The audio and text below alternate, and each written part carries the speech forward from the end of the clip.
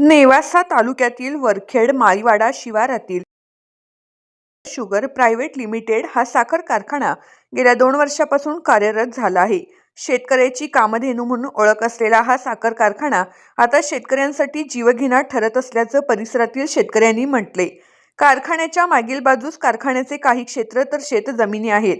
कारखान्यातून निघालेली raw material ते वेस्टेज पाणी तुषार सिंचनाद्वारे कारखान्याच्या मोकळ्या शेतामध्ये सोडले जाते.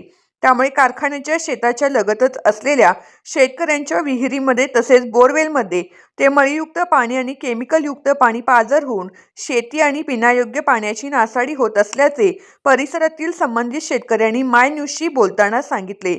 वेळोवेळी कारखाना व्यवस्थापनास माहिती देऊनही कारवाई होत नसल्याने शेतकऱ्यांमध्ये मोठी नाराजी पसरली. शेतकऱ्याचा कांदा, ऊस, गहू, हरभरा आदी पिकांची या कारखान्याच्या मळीयुक्त रासायनिकयुक्त पाण्यामुळे पिकं जळून जात आहेत. त्यामधून मोठा फटका शेतकऱ्याला बसत असल्याचे शेतकऱ्यांनी बोलताना सांगितले. कारखान्याचं वेस्ट पाणी आहे, त्या वेस्ट पाण्यामुळं शेतकऱ्याच्या अतिशय नुकसानी यामध्ये होत आहे. मानवी आरोग्याला धोका निर्माण या ठिकाणी झालेला आहे. प्राण्यांना सुद्धा पिण्याच्या पाण्याच्या माध्यमातून वेगवेगळे आजार या ठिकाणी होत आहे. तरी कारखान्याच्या जे कोणी अधिकारी आणि मालक असतील त्यांनी त्याची लवकरात लवकर उपाययोजना करून मानवी आरोग्याला जो धोका तयार झालेला आहे त्याची काळजी घेणं गरजेचं आहे. आणि त्याच्या जे ESPच्या माध्यमातून युनिट बसवलेलं आहे ते युनिट व्यवस्थित चालवणं गरजेचं आहे. ESPच्या माध्यमातून जो बॉयलरमधून धूर, काळा धूर आणि राख चिमणीतून उडते, आकाशात उडते, त्याच्यातून याचं प्रदूषण तयार होत आहे. वातावरणामध्ये अतिशय प्रदूषण तयार होऊन श्वासोच्छवासातून ती काळी धूर मानवी म्हणजे शरीरात आपल्या जाऊन त्याचा हानिकारक शरीराला होती. तर त्याचं ESPला जास्त खर्च असल्यामुळं, ESP युनिट चालवण्याला कारखान्यात जास्त खर्च असल्यामुळं कारखान्याला ती बचत करण्यासाठी कारखाना तर युनिट चालत नाही.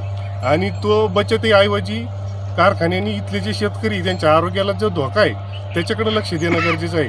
आणि हे जे वेस्ट पाणी विहिरीत उतरून विहिरीच्या माध्यमातून शेतकऱ्याला पाणी त्याचं पिवावं लागतं, शेतीला द्यावं लागतं, पिकाला द्यावं लागतं. पिकाची नुकसान होती. आणि जी काळा धूर आणि जी राख उडती त्याच्यातून जे फळपिकं आम्ही करतो त्याचं पोल्युशनाला अनेक अडचणी तयार होत्यात. फळपिकं त्याच्यातून हे तयार होत नाही. पोल्युशन म्हणजे आपण परागीकरण जो म्हणतो ते होत नाही, मधमाशा येत नाही, शेती अडचणीत आलेली आहे. आणि लवकरात लवकर प्रशासक जे यांचे कारखान्याचे मालक आणि अधिकारी त्यांनी लवकरात लवकर त्याच्यावर निर्णय घेऊन त्याची उपाययोजना करणं गरजेचं आहे.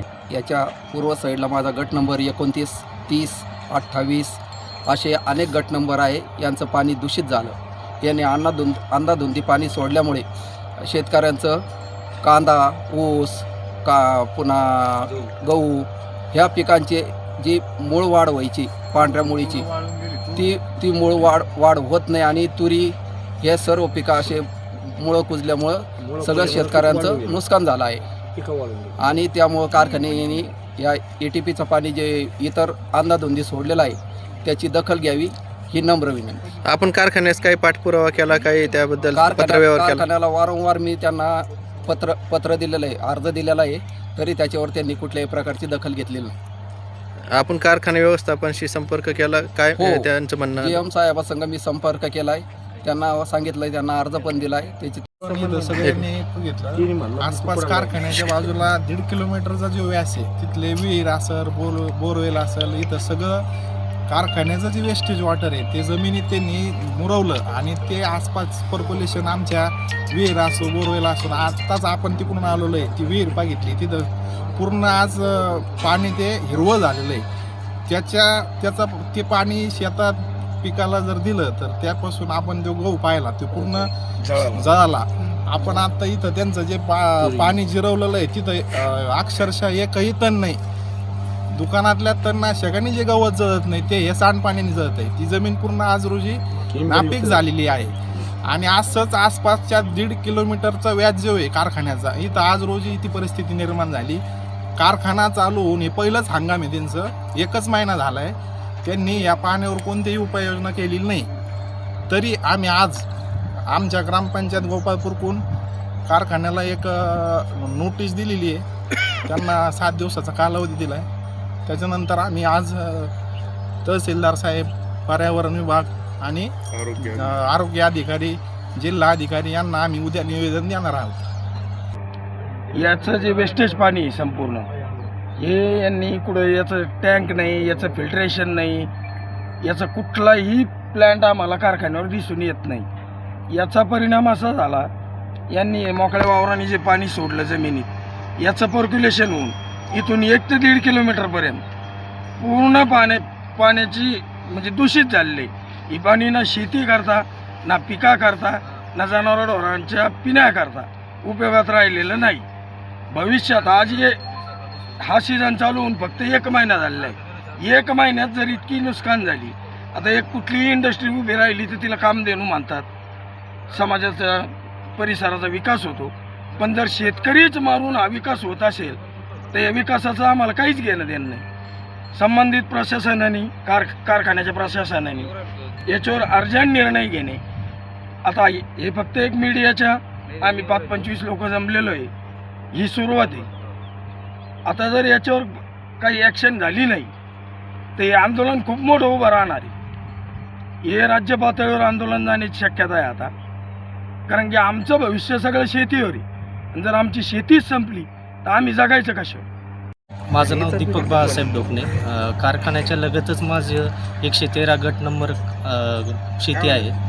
15 एकर क्षेत्र आहे. तिथं माझी एक विहीर आहे आणि कारखान्याकडून व्यवस्थित ETP प्लांट उभारणी झाले नसल्यामुळं त्यांनी एक 5 एकराच्या क्षेत्रावर मोगम टँकरचं पाणी, वेस्ट मटेरियल, मळीचं किंवा केमिकलयुक्त, हे त्यांनी 15-20 दिवसापासून प्रवाह चालू आहे.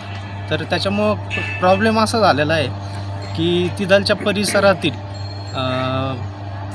सगळ्या विहीर आणि बोरला त्याचा प्रवाह मिक्स झालेला आहे. त्याच्यामुळं पाणी दूषित झालेलं आहे आणि त्याचा प्रवाह त्याच्यामुळं पिकांची वाढ खुंटलेली आहे. जे गहू म्हणा किंवा कांद्याचं रोप म्हणा, याच्यामुळं ते येत नाही व्यवस्थितरित्या. तरी आपण कारखाना व्यवस्थापनाला काय निवेदन दिलेले आहे, काय मागण्या केलेल्या आहेत आणि त्यानंतर आपल्याला काय उत्तर देण्यात आले?